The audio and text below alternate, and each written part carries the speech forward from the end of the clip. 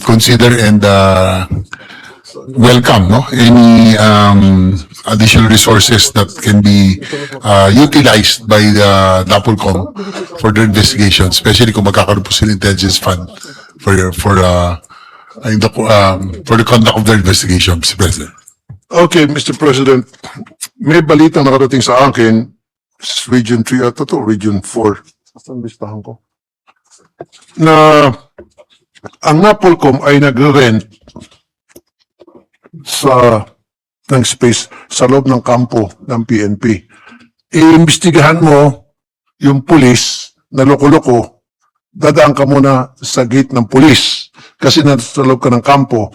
So paano nila imbestigahan yung mga pulis na inireklamo sa kanila sa lugar na yon kung ang gatekeeper ay pulis mismo, mataturn off po yung mga complainant. So, what I'm trying to point out here, base po sa akin natanggap na impormasyon, bakit nagrenta ang NAPOLCOM sa loob ng kampo ng PNP? Bakit hindi magrenta ng sarili o magkaroon ng sariling opisina ang NAPOLCOM, Mr. President?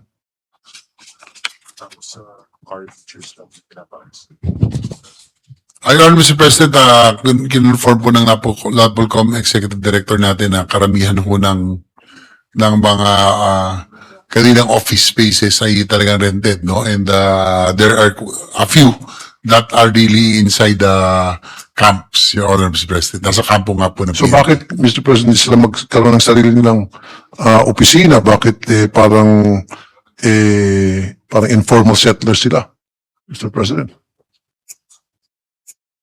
Your Honor, Mr. President, yung po kanina due to budgetary constraints, even at the DILG sometimes, nagre-rent, they are also renting.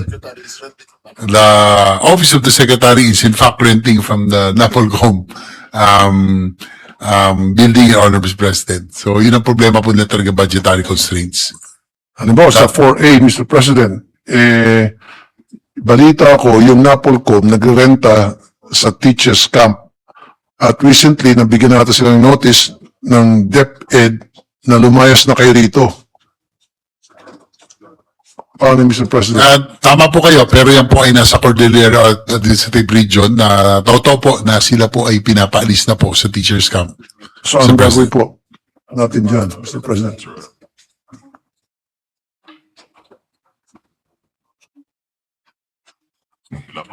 Currently, they are still looking for an alternative office space dahil nga po sa pagpapaalis sa kanila, naghahanap pa raw po sila sa Baguio, Your Honor, Mr. President.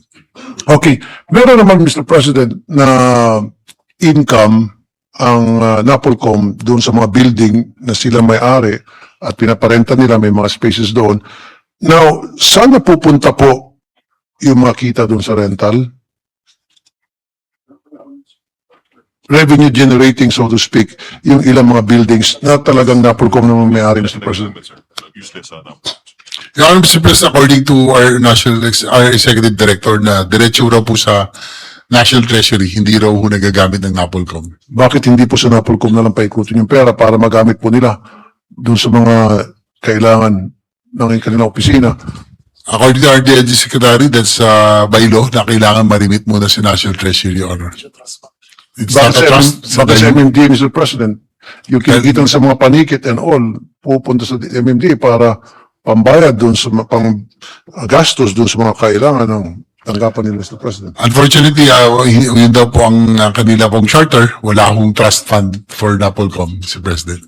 Maybe that's one thing na pag-aral natin and then tutulong po ako, Mr. President, na siguro magkaroon ng law, amend the law, na sa gayon, yung kinikita nilang katiting, mapaikot para pangailangan nila. Because the reason why I'm saying this and trying to support na NAPOLCOM, na my show, Wanted sa Radio, Rapid to Action, almost every day, police ang nireklamo at kapag nireklamo sa akin yung police, pinapasa ko sa NAPOLCOM.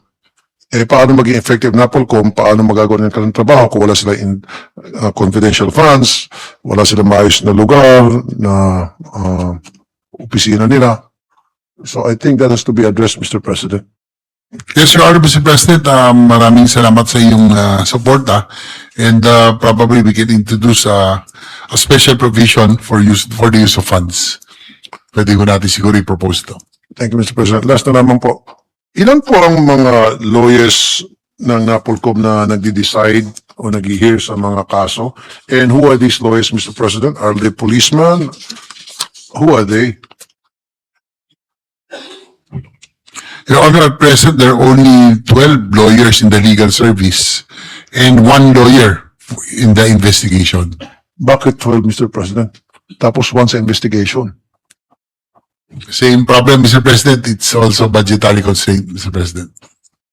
So ba't di mag-submit yung NAPOLCOM ng requirements nila kung ilan dapat ang kailangan ng lawyers para makatulong po tayo dyan, Mr. President, para maging effective sila. How can they be effective solving many cases that are being submitted to them pertaining to the abuses committed by some policemen when they are short-handed in terms of lawyers investigating the cases, Mr. President?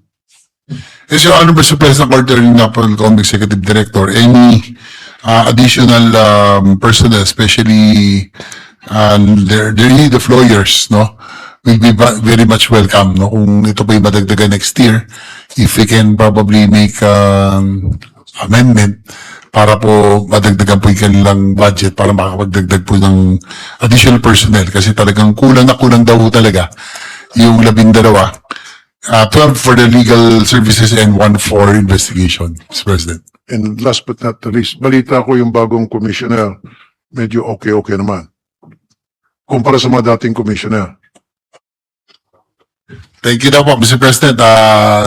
Attorney Ralph Calinisan was served for a long time in the pleb of Quezon City. So nagtagal po siya So doon. may experience. Experience po, and I think there have been a lot of reforms that were instituted when he took over, no? Kaya nga po yung 60 days, yung backlog na, yung pinagtulungan nila DLG Secretary, from 4,000 nasa 200 na lang daw po ngayon na pending. So I think this agency is worth helping, Mr. President, Your Honor, hopefully by next year, if we can augment the budget para mas maging epektibo ang NAPOLCOM in their performance of their task, that is to investigate and make sure our law enforcers are in the right direction, Mr. President. That's all. Thank you, Mr. President. Thank you, Senator po. Yes. Senator Francis Pangilinan is recognized. Mr. President, I will not be interpolating. I will just request for some submissions. Mr. President, the good secretary and I have been exchanging text messages prior to this plenary debate on the matter of the Sagip Saka Act, because I sought his advice and he was kind enough to present data in particular data involving local governments who are capable of number one, milling palay, storage of palay, drying of palay, and he was kind enough to give this to us. What we would like to have submitted, Mr. President, and I also had another exchange of text messages with the Secretary on the matter of the calamity fund budgets of the local governments. And he was kind enough again to respond that they allocate, for example, when he was governor of Cavite, about 5% of the overall provincial budget is for calamity relief, calamity fund. And he gave us a specific number, 350 million a year is allocated for rice, calamity relief, rice distribution. So we're interested to know, that's a big amount for one province, 350 million, and that's rice. So may the good secretary submit to us information regarding the various LGUs and what is the universe of rice purchases that the LGUs undertake annually.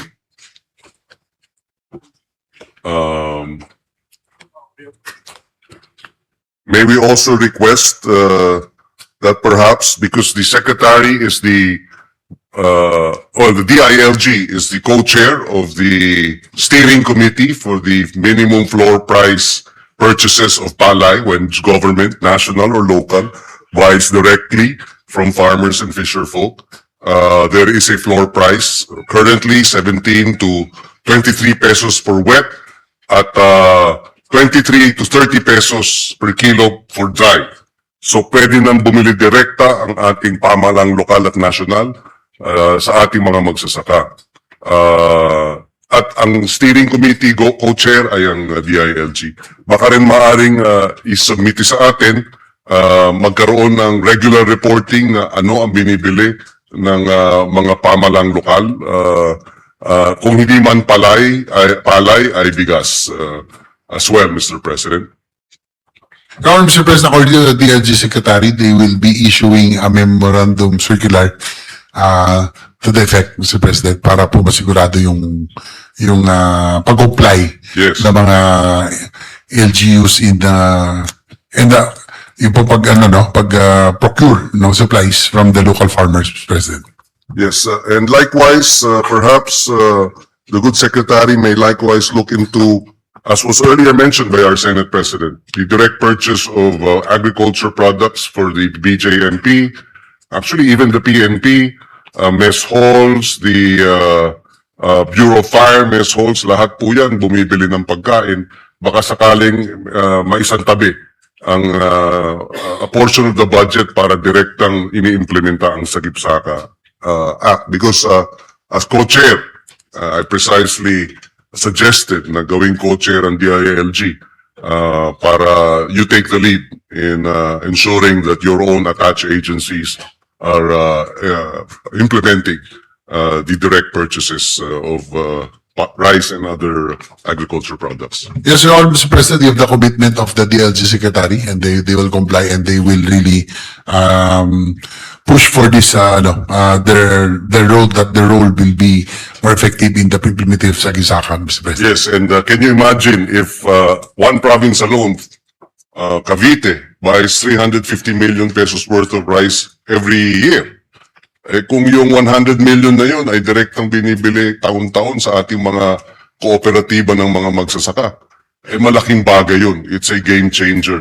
And that's why we hope and we believe that DILG plays a critical role in ensuring that the local governments as well as the attached agencies take the lead in the purchase directly of agriculture products, rice, from our farmers, as well as our fisher folk agriculture fisheries products. That is all, Mr. President. Maraming salamat at I have no further questions. Thank you. The President Pro Temp, Senator Ping Lacson is recognized.